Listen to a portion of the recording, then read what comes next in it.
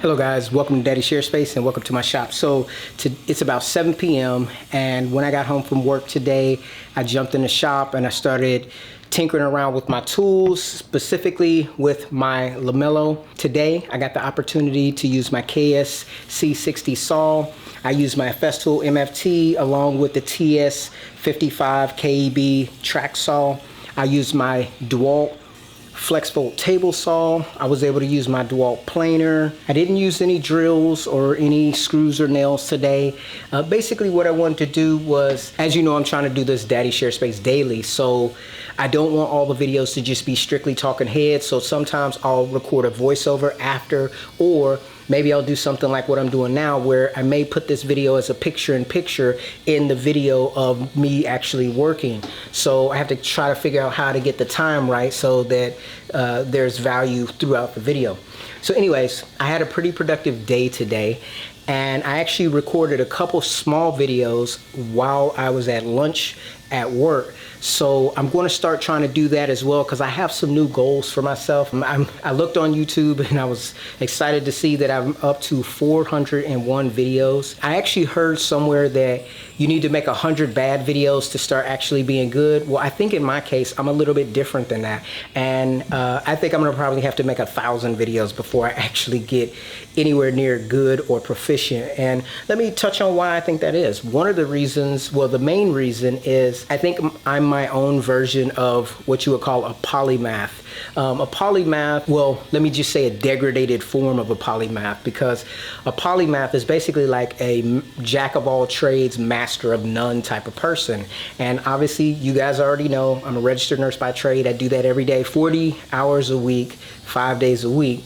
And in my off time, I moonlight as a YouTube creator, which is what I'm doing now, a woodworker, a DIYer, which I consider to be completely separate from woodworking. I've come to learn that. That DIY umbrella incorporates me working on my cars, me fixing things around the house, me trying to do lawn work, all these different things. So it's been great. I mean, you know, just looking at YouTube by itself, you have to be like a director, you have to be, in some cases, a script writer. I don't write scripts, that's why I misspeak a lot in my videos. Everything so far has been pretty much impromptu. You have to be a cinematographer, you have to be an audio editor, you have to be a video editor, and put all of these tools together and then you have to be somewhat of a storyteller as well, learning how to chop up the edit to put things in a way to where it makes sense. Now, one of the ways that I've been tackling this here on Daddy Share Space is, as you know, I purchased 4 cameras. Well, I started off with the Canon T6i, and then I progressed on to the Sony a6600. And the reason why I bought that camera was because it gives me the ability to record up to, let's say, an hour, hour and a half uninterrupted. And that's better for me working in the shop, because then I don't have to be worried about starting and stopping the recording or worrying about my camera shutting off. That was one of the problems I had with the Canon camera. Also, that was another problem that I was having with the GoPros. If you look at some of my earlier videos, you'll see that quite often you'll hear this beep in the video, and I'm not talking about when the fire extinguishers were going off, but you would often hear the GoPros shutting off in the background in my videos. And you know, so I moved away from the GoPros, obviously. I moved away from the Canon T6i due to the recording limit, and now I'm using, right now, one of my A6600s. I'm using the 10 to 18 lens, which is the wide angle lens. I decided today to do a 1 camera test, and I kind of tackled this YouTube thing in the way that I thought it was best. And I felt like having 1 camera wasn't good enough, because when I was trying to complete projects, I would run into missed angles, or I would look up and the camera had stopped recording.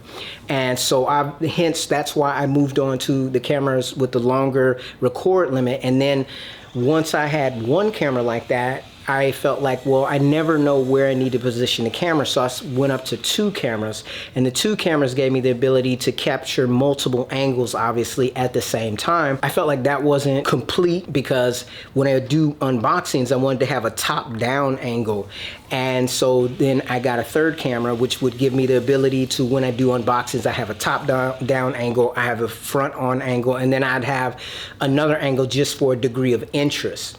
Well, then I ended up progressing to getting the Sony a6700 because I noticed when I was recording these videos, and remember when you do an unboxing for the most part, not necessarily with Festool because they come in the sustainer, but with things that are packaged, you only get one opportunity to unbox it unless you're going to take it back to the store and buy another one to do another unboxing, which doesn't make much sense.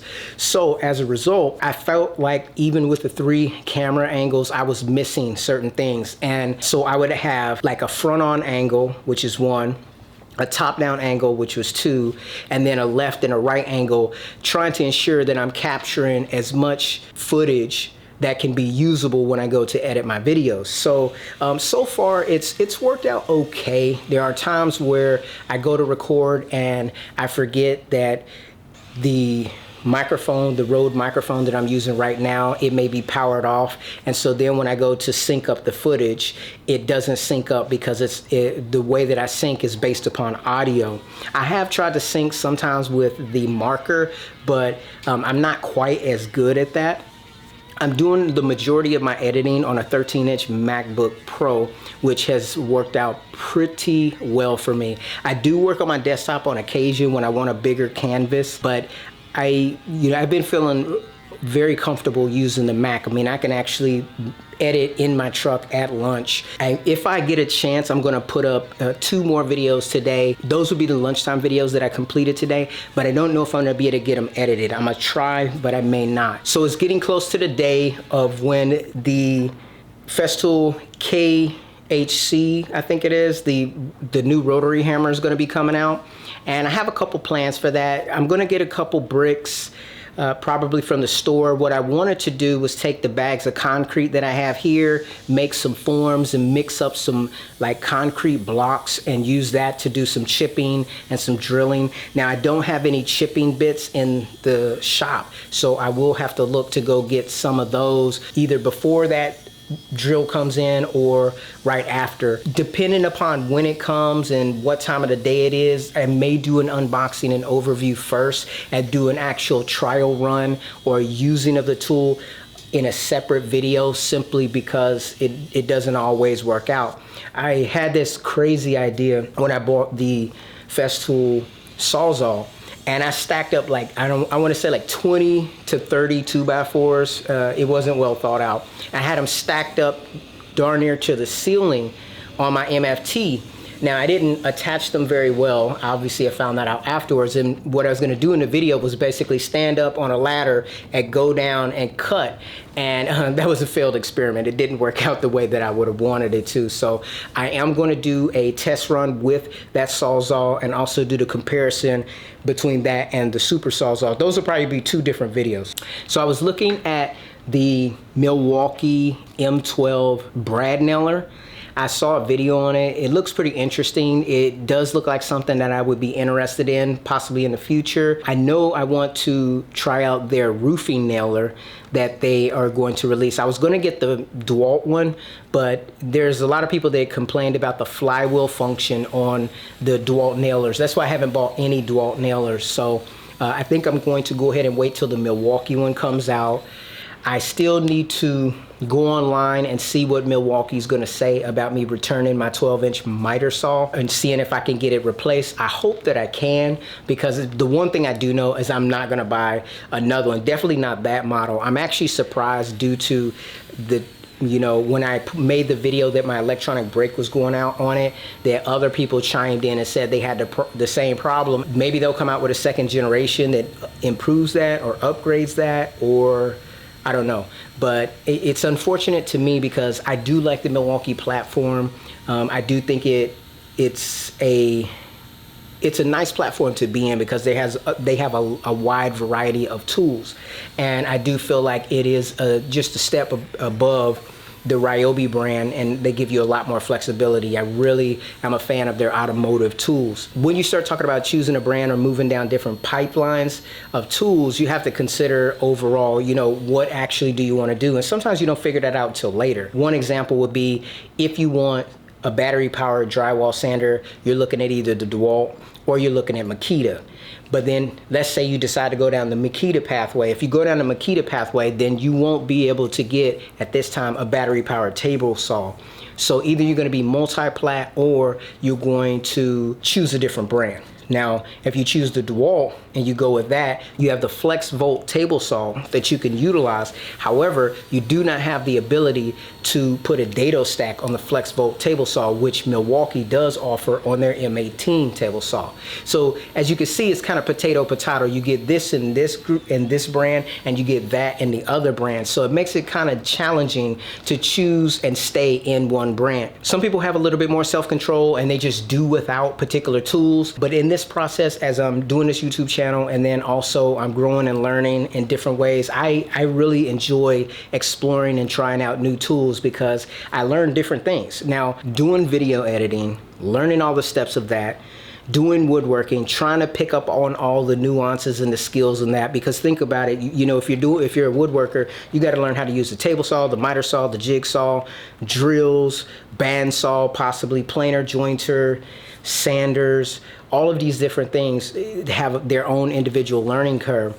And just to get perspective on, you know, myself here on Daddy Share Space, I decided to jump in with both feet on all of that at the same time. So not being a skilled craftsman in woodworking, I decided let's go out and buy some nice tools. Let's upgrade and go to the Festool brand. And then besides that, I also decided, oh, let me go work on my cars, and then let me go over here and try to do lawn care, where, you know, you rip out all the weeds and start growing grass from seed. I've had plenty of failures, but regardless, I have learned a lot. It doesn't really matter to me that I haven't been able to be successful in all these things. It just inspires me. It keeps me wanting to delve deeper so that I can, you know, get better in all these different areas. And it keeps my interest going, because otherwise I don't know what I would do. I don't know what I would do. And, you know, today's a perfect day where, you know, as I said, the shop's a little bit cooler than it's been. I'm still kind of sweaty right now, but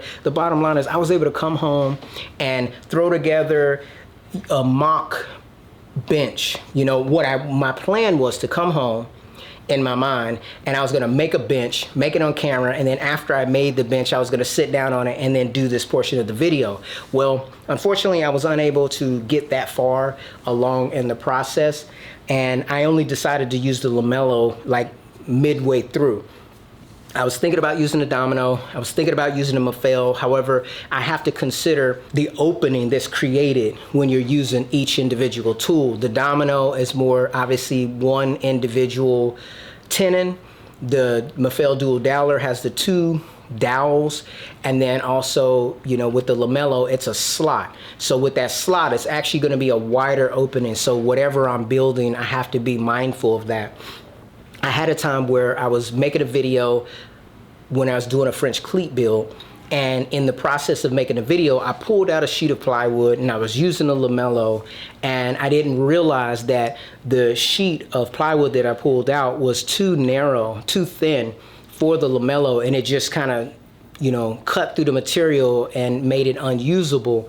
And I ended up just basically having to drop that video and that project right there. I didn't actually measure it with calipers to see how thin that was, but it was a lesson learned. So a lot of times I'll come out in the shop, I'll set out to do a project thinking that I'm going to accomplish some great thing, and it ends in failure. And then, you know, sometimes I feel bad about it and it takes me a couple days to get back in the shop. Other times I just hit the ground running. Today was one of those days where I kind of hit the ground running, and I'm happy about that. Anyways, guys, I'm gonna wrap this daily shop up here right at this point, simply because yesterday I went for almost an hour of talking, and when I went to edit the video, I didn't get the edit done until around 11:30. So even though I talked for an hour, I was editing for probably like 2 to 3 hours into the night, cutting out all the mess and all the things when I rambled off. And so I have to do this. So right now I'm gonna try to edit this video. I'm going to try to edit the 2 videos that I did in the car, and maybe I'll upload them today. If not, I will at least upload one of them. Hopefully this one, because this is supposed to be Daddy Share Space Daily. So we'll go ahead and do that. I may have called it the Daily Shop, but it's not. Anyways, I was excited about being able to record a video in my truck at lunch today. And I used my iPad mini. And I even started trying to edit the video on the iPad mini because the DaVinci Resolve is available on there. Now, it doesn't have enough RAM and everything to really keep up with it, and I had several crashes, but it was pretty intuitive to do a simple edit. I don't think I'm gonna finish that edit on the iPad, but I will practice that going into the future. What I'm gonna do is airdrop it onto my Mac and edit it there. I think that's pretty much all that I have to share today. I just want to thank everybody that gave the video yesterday, Daddy Share Space Daily, a chance. I appreciate it, and feel free to leave any kind of comments, you know, to help me to be a little bit more engaging, a little bit more entertaining. I take pride in the fact that, hey, I made 401 videos and put them on YouTube. As I said, they may not be the greatest videos, but they are my creation, and I feel like I could be proud of that despite any kind of criticism. I mean, I'm open to criticism, and I should be criticized because there are a lot of things that I don't know. There are a lot of things I don't understand. Sometimes I may communicate the wrong information, not on purpose, but it can happen. But, you know, you have to practice to get better. I'm excited about continuing to come out here and get in the shop. Oh, there's also another thing that I wanted to share. Before I get out of here, I do gotta go because it's 7:23. Not yesterday, day before yesterday, I started back exercising. I used my Bowflex, I did all the exercises on that, and I just jogged for about 10 minutes. Yesterday, after work, after doing the video that I did, I went to jog on the treadmill for about 10 minutes, and I did my weight training, and I actually feel pretty good. So it's 7:23, I'm gonna go shower, then I'm gonna go and do my exercise, and then once I do that, I'm gonna sit down and edit this video, and I'll probably be sharing some of my workout journey, hopefully to inspire, you know, other people to, you know, be motivated to take care of their health and, you know, to try to push yourself. You know, I was thinking about that old military saying. It was a commercial from way back when I was a kid where it said, we do more before 9 a.m. than most people do all day. And, you know, I really try to push myself to accomplish as much as I can. I love growing and becoming more and more efficient. I'm not above getting discouraged, but as I examine myself, I realize the discouragement comes because sometimes I bite off more than I can chew. And just like they say, the way that you eat an elephant is one bite at a time. That's what I'm doing. I'm backing up, looking at the problems that I've created myself by taking on this task of woodworking, DIY this, DIY that, trying to keep up to speed on my skill set as a nurse, and then also trying to be the best father that I can be, the best husband that I can be, and just, you know, most importantly, to be the best Christian that I can be. That's the top of the stack for me personally. I get up every single morning and I read my Bible every day.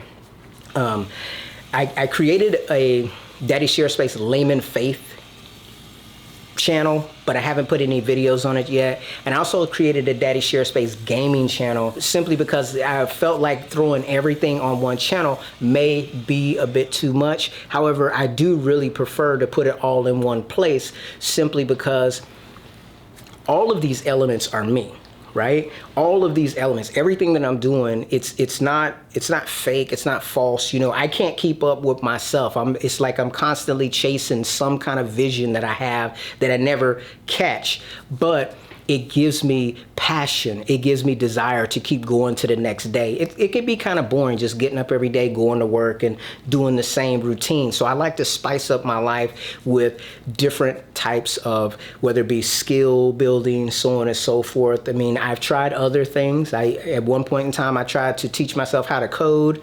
I started that when my kids were a little bit early or a little bit younger, and they were a little bit too young to kind of be satiated during those sessions, and I got frustrated with it and I kind of let it go. However, my daughters have picked it up and they do that as part of their education. So I don't do too much, well, I don't do any coding anymore. I was teaching myself HTML, CSS, JavaScript, and I was fooling around with C# and C and didn't get that far in it, but I bought a bunch of books. I did a couple, I was following along with some of the YouTubers out there to try to learn, but one of the things that kind of pulled me back from that is really understanding the size of the tech industry and the software engineering industry, and understanding that this is not 1980 or 1990, where basically I heard a story a long time ago about this guy that worked, or a person that worked at a bank, and he made a little small app for the phone. It was a game, and he looked in his account and he had $100,000 in his account because everybody downloaded this app. This is when apps were fairly new.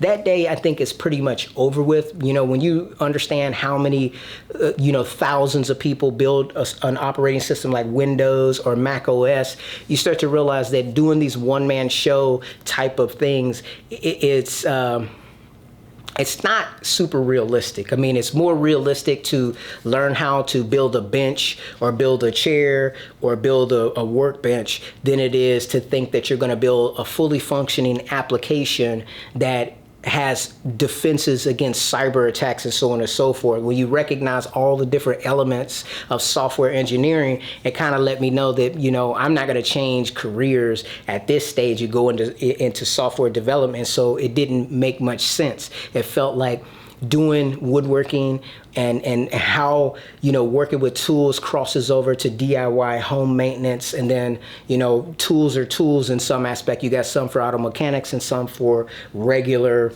for woodworking crafts type of stuff.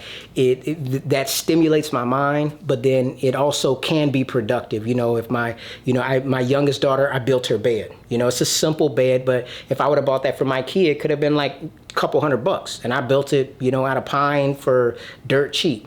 So like I said, not professional, not something that I would sell, but it's functional.